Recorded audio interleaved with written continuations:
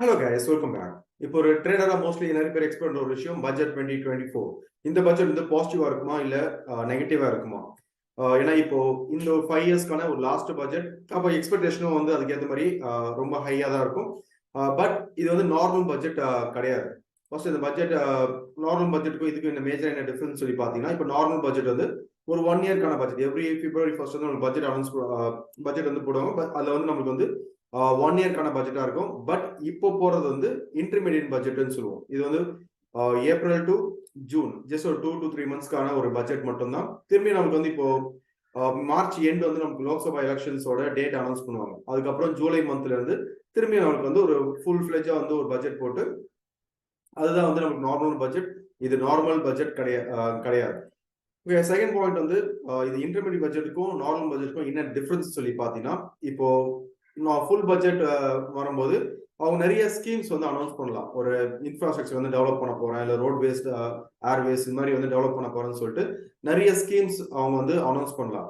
But intermediate பட்ஜெட்ல வந்து அந்த மாதிரி ஸ்கீம்ஸ் அவங்க அலோவ் பண்றதுக்கு சில ரெஸ்ட்ரிக்ஷன்ஸ் இருக்கு. ஏன்னா இப்போ அடுத்தது வந்து நம்மளுக்கு எலெக்ஷன்ஸ் இருக்கிறதுனால இப்போ இதை பேஸ் பண்ணிட்டு அந்த ஓட்டோட இது வந்து அஃபெக்ட் ஆகும் அப்படின்னு சொல்லிட்டு இந்த பட்ஜெட்ல வந்து அவங்க சர்டைன் லிமிடேஷன்ஸ் இருக்கு. சும்மா இந்த பாஸ் பண்ணலாம் அந்த மாதிரிலாம் கிடையாது.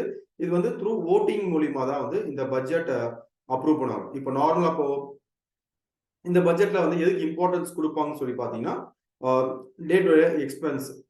இப்போ அவங்க ஒரு என்ன சொல்ற ஒரு மீட்டிங்கா இருக்கட்டும், இல்லைன்னா வந்து இப்போ ஒரு சேலரிஸ், ஒரு கவர்மெண்ட் எம்ப்ளாயிஸோட சேலரிஸ், அந்த மாதிரி ஒரு விஷயத்துக்கு தான் வந்து இம்பார்ட்டன்ஸ் கொடுப்பாங்க. புதுசா ஒரு ப்ராஜெக்ட் ஒரு ஸ்டார்ட் பண்ணணும், ஒரு ஃபார் எக்ஸாம்பிள் இப்போ ரோட்வேஸ் வந்து புது ரூட்ஸ் வந்து ஸ்டார்ட் பண்ணணும், அந்த மாதிரி விஷயத்த வந்து பண்ண மாட்டாங்க.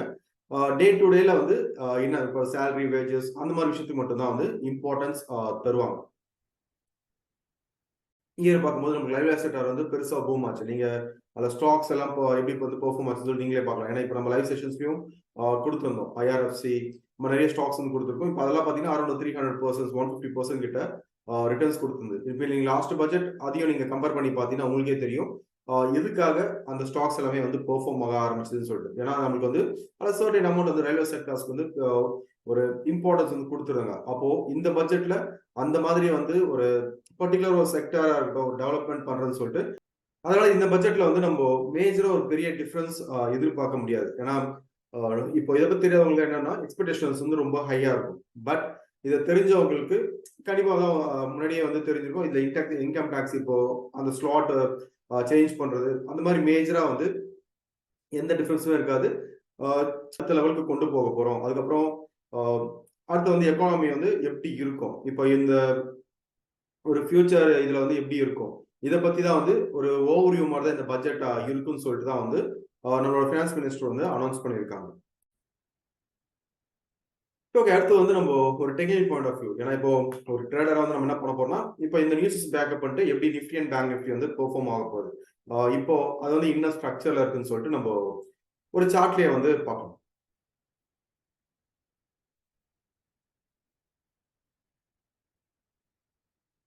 ஓகே, ஃபர்ஸ்ட் வந்து நம்ம நிஃப்டி பார்க்கலாம். இப்போ நிஃப்டி வந்து நம்ம முன்னாடியே வந்து டிஸ்கஸ் பண்ணியிருந்தோம். நிஃப்டி இந்த கீழே ஃபால் ஆகும்போது விட இது வந்து ஜஸ்ட் ஒரு கரெக்ஷன் மட்டும் தான். இது வந்து செல் ட்ரெண்ட் கிடையாதுன்னு சொல்லிட்டு நம்ம முன்னாடியே டிஸ்கஸ் பண்ணியிருந்தோம். இப்போ இங்கிருந்து பார்க்கும்போது ஒரு நல்ல ஒரு ரேலி வந்து இது வரைக்கும் கொடுத்துருக்கு. அரௌண்ட் ஒரு 600 பாயிண்ட்ஸ் ஒரு நல்ல ரேலி வந்து கொடுத்துருக்கு. ஓகே, இப்போ இந்த பட்ஜெட்ல என்னோட எக்ஸ்பெக்டேஷன் இப்போ நிஃப்டி பார்க்கும்போது கரண்டா ஒரு ரெசிஸ்டன்ஸ் லெவலில் தான் ட்ரேட் ஆகுது. அரௌண்ட் ஒரு 21,769 இந்த ரெசிஸ்டன்ஸ் லெவல், இந்த ரேஞ்சில் தான் வந்து ட்ரேட் ஆகுது.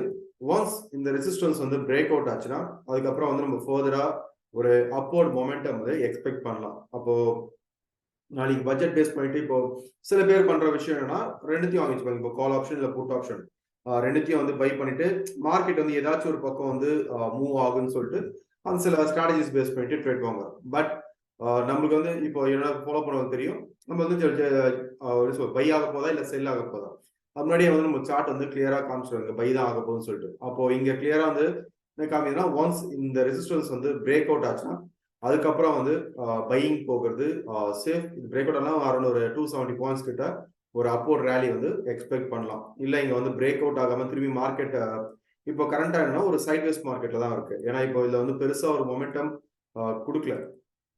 ஏன்னா ஒரு அப்போர்ட் மொமெண்டம் அதுக்கப்புறம் திரும்பி ஸ்லோ டவுன் ஆகும், திரும்பி மேலே போயிட்டு திரும்பி ஸ்லோ ஒரு கிளியரான ஒரு இதில் வந்து இல்லை, ஒரு சைட்வேஸ் மார்க்கெட்டில் தான் வந்து இப்போ இருக்கு. இப்போ கரண்டாக பார்க்கும்போது ஒரு அசெண்டிங் ட்ரையாங்கிள் வந்து ஃபார்ம் ஆகுது. ஓகே, அப்போ இந்த ட்ரெண்ட் லைன் பிரேக் அவுட் ஆச்சுன்னா செல், இது பிரேக் அவுட் ஆச்சுன்னா பை. அப்போ இந்த ரேஞ்ச்குள்ள ட்ரேட் ஆகிற வரையும் இது வந்து நம்ம வந்து சைட்வேஸாக தான் வந்து கன்சிடர் பண்ணுவோம். ஓகே, அப்போ சும்மா நேக்கடா ஒரு கால் அண்ட் புட் எடுக்கிறதுக்கும் ஒரு கன்ஃபர்மேஷன் பேஸ் பண்ணி ட்ரேட் எடுக்கிறதுக்கும் நிறைய டிஃப்ரென்ஸ் இருக்கு. அப்போ எப்பயுமே வந்து நீங்க எந்த ட்ரேட் எடுத்தாலும் அந்த ட்ரேடுக்கான கன்ஃபர்மேஷன் கிடைச்சதுக்கு அப்புறம் எடுக்கிறது சேஃப். அப்போ இப்போதைக்கு வந்து என்னோட வியூ நிஃப்டி ஓவரால் வந்து பை ட்ரெண்ட்ல இப்போ ட்ரேட் எடுக்கிறதுக்கு வந்து இந்த ரெசிஸ்டன்ஸ் பிரேக் அவுட் ஆகணும். நெக்ஸ்ட் வந்து நம்ம பேங்க் நிஃப்டி பார்க்கலாம். இப்போ பேங்க் நிஃப்டியும் வந்து ஒரு நல்ல ஒரு ரேலி கொடுத்துருக்கு. இப்போ பேங்க் நிஃப்டிலையும் வந்து இந்த ஃபால் ஆகும்போது நான் கிளியராக சொல்லியிருந்தேன், இது வந்து செல் ட்ரெண்ட்ல கிடையாது அப்படின்னு சொல்லிட்டு சொல்லியிருந்தேன். இப்போ எக்ஸாக்டா நமக்கு வந்து இங்க ஹிட் பண்ணிட்டு ஒரு ரீட்ரேஸ்மெண்ட் லெவல்னு சொல்லுவோம், ஃபிபோனாச்சியோட ரீட்ரேஸ்மெண்ட் லெவல். இப்போ எக்ஸாக்டா நமக்கு 0.618 கோல்டன் ரேஷியோ ஹிட் பண்ணிட்டு அங்கிருந்தா வந்து ஒரு பவுன்ஸ் பேக் கொடுத்துருக்கு. இப்போ எப்படி வந்து நம்ம நிஃப்டி பார்த்தோமோ பேங்க் நிஃப்டியும் வந்து எக்ஸாக்டா ஒரு மேஜரான ஒரு ரெசிஸ்டன்ஸ் லெவலில் தான் வந்து ட்ரேட் ஆகுது. இப்போ இந்த இடத்துல வந்து நம்ம ரெசிஸ்டன்ஸ் ஆக்ட் ஆனோம்னா கரண்டாக இது பிரேக் அவுட் பண்ண முடியல. ஓகே, அப்போ ஃபர்தராக வந்து நம்ம பை போனோம் அப்படின்னா 46,270 இந்த ரேஞ்ச் வந்து பிரேக் அவுட் ஆகணும். ஒன்ஸ் இது வந்து பிரேக் அவுட் ஆச்சுன்னா அதுக்கப்புறம் வந்து ஒரு இது பிரேக் அவுட் ஆச்சுன்னா அடுத்த ரெசிஸ்டன்ஸ் பார்த்தீங்கன்னா 47,100. ஓகே, ஒரு ரவுண்ட் ஃபிகரா வந்து ஒரு 47,100 வரையும் நம்ம எக்ஸ்பெக்ட் பண்ணலாம். ஓகே, அப்போ இதோட மொமெண்டம் இது பிரேக் அவுட் ஆச்சுன்னா ஒரு 800 பாயிண்ட்ஸ் ஒரு மொமெண்டம் வந்து எக்ஸ்பெக்ட் பண்ணலாம். அப்போ நிஃப்டி அண்ட் பேங்க் நிஃப்டி ரெண்டுமே என்னன்னா அந்த ரெசிஸ்டன்ஸ் வந்து பிரேக் அவுட் ஆகிற வரையும் வெயிட் பண்ணிட்டு அதுக்கப்புறம் வந்து பையிங் போகிறது வந்து சேஃப். ஏன்னா ரெண்டுமே வந்து ஒரு பாட்டம் கொடுத்துட்டு ஒரு நல்ல ஒரு புல் பேக் வந்து கொடுத்துருங்க.